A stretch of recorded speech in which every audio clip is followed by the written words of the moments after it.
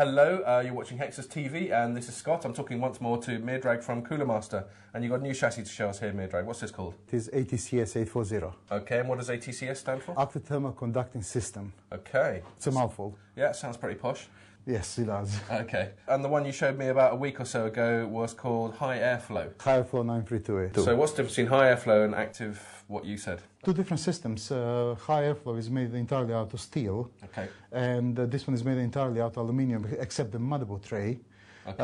And that's where ATCS comes from, because ATCS, basically because aluminium is, has a better heat dissipation properties than steel. And basically this chassis in turn has a much better performance. Okay. And that is where ATCS comes from. And how much does this one cost? This one will cost you £185. Okay, and the half is? 125. £60 is more or less down to the extra cost? Yes, yes, it's aluminium plus it's bigger. This one is about half meter tall. Why have you made it bigger?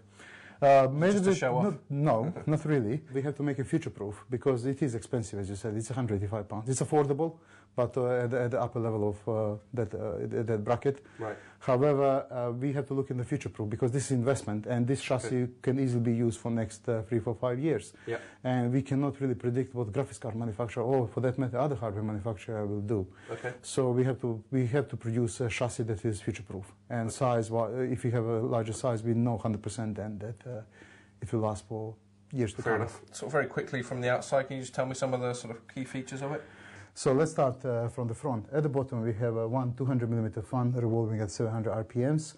Above we have 6 slots for the optical drives or similar devices. Underneath we have 6 slots, 6 hard drive caddies, removable hard drive caddies.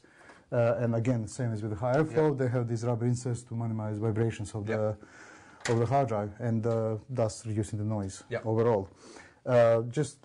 It is possible also to install 220mm fan at the front of the hard drives to increase the cooling of the entire hard drive assembly. Then we have an optional 120mm fan at the bottom, and underneath there is a removable fan. There is a removable dust filter. Yeah. There's a removable dust filter that can be actually removed, so they can be washed, cleaned, and then put back in. Yep. And that's exactly, and basically increasing the entire life of the entire system. Yep. Going to the back of the chassis, there is a place where you can install your power supply unit, although this chassis also have ability to put a second power supply unit at the top. You have your standard what's called PCI Express slots, where you can install your graphics card and other devices like a sound card. Above it, there is another 120mm fan. Going to the top of the chassis, you have two 230mm fans. Okay. And then again, they're also revolving at 700 RPMs. And then also you have ability, if you remove these fans, you can install internal radiator for the water cooling radiator. Okay. Are there any other parts of the innards that we want to talk about? On the back of the chassis, at the top you will notice there are slots for the external water cooling. Yep. And then going a little bit further down, there is a 100mm fan. And again, further down, there are expansion slots for your VGA card or sound card or any similar sort of hardware. If you remove the other panel, then you can actually remove the motherboard tray. Wow.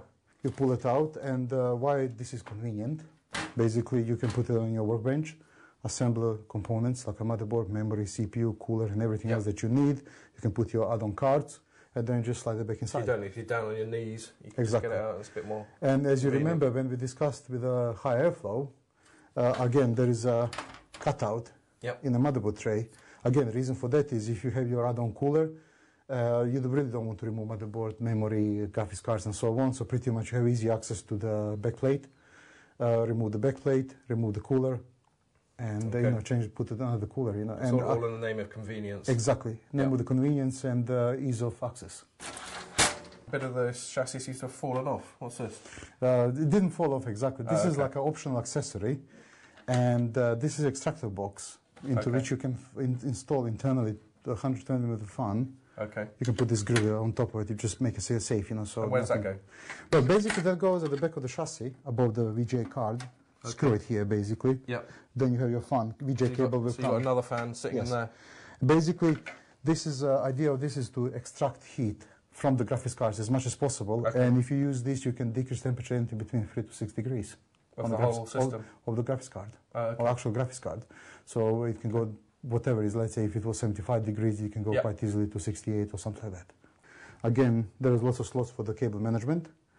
And then the cables basically, they go through the slots, through this slot underneath, and then go to the back of the hard drive, like eSATA cables, power cables, and so on. And then once everything's put in place, in the future, if you want to replace hard drive, basically you just have to slide out the hard drive, unplug, plug another one in, slide everything back inside, and that's it. Great. So at the top, there is a pop-out I/O panel. And basically, once it's out, basically you have 4 USB ports, FireWire, eSATA, headphone, and microphone. And then it tucks away if you're not using it? Yes, if you don't use it. Have a look at that. Okay, that's very nice. I would have liked it to come up really slowly. Did you think of that? Yes, we did. But then some people might be impatient. You know, they press it and then it takes time to come out. This way, you press, it comes out, use it, lock it. And once you've done it a couple of times, the novelty's going to wear off a little bit, I guess. From the outside, I'm just noticing the finish. You've got this sort of nice, sort of matte brushed aluminium. What sort of look are you going for with this one? Because with the HAF, I noticed it was quite an industrial, brutal sort of matte showing. Yes. This is more elegant. It is not more elegant, but it is elegant. It is elegant chassis. It is designed for enthusiasts. I mean, it's also designed for the gamers, but also for enthusiasts.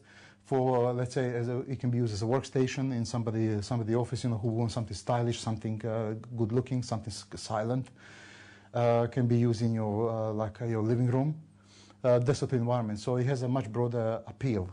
Broader appeal to more type of the end users. And you and your colleague Coco have spoken about the sort of segmentation of your sort of chassis ranges. Which category does this fall into? This would be in our classic range. Our classic range. I mean, range that we were doing for past, since Coolmaster came into existence. So we will continue with that range of chassis. So pretty much, as you can see, this is like a follow-up of all that range. And talking about the Cocos range of chassis, Storm range of chassis, that was very well, almost half would also fall into that category, and then some new chassis like a Sniper that we already shown to you some time ago. Okay, that's nice and clear. Thank you. Yeah.